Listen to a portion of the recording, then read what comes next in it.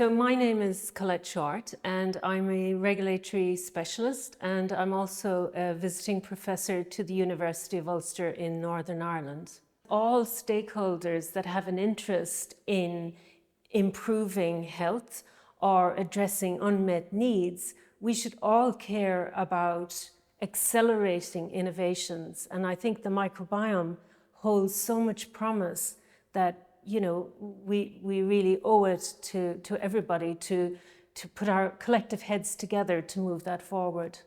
So obviously there are many different classifications of products. So you can have food products, you can have medicinal products, you can have medical devices that could have bacteria. And I think the first thing scientists should do is not to be afraid of engaging with people with regulatory expertise.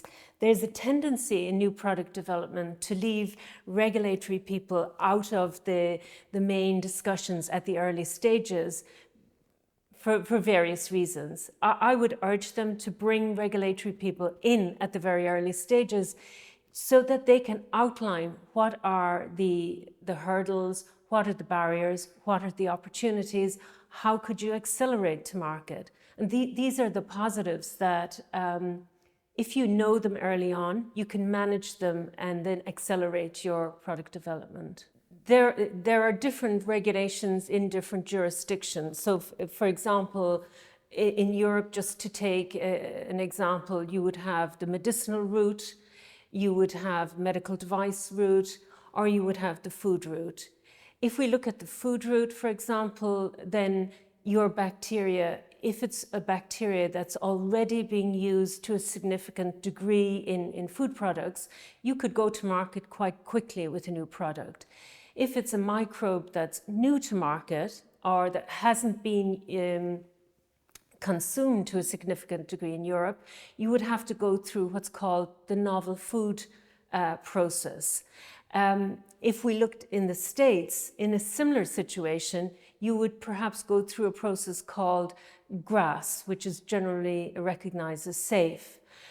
So the scientific basis behind many of the different processes are quite similar.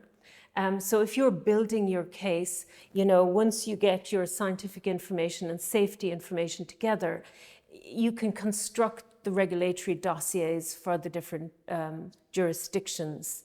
And I think in Europe, for example, we have a very robust health claims regulation for food products.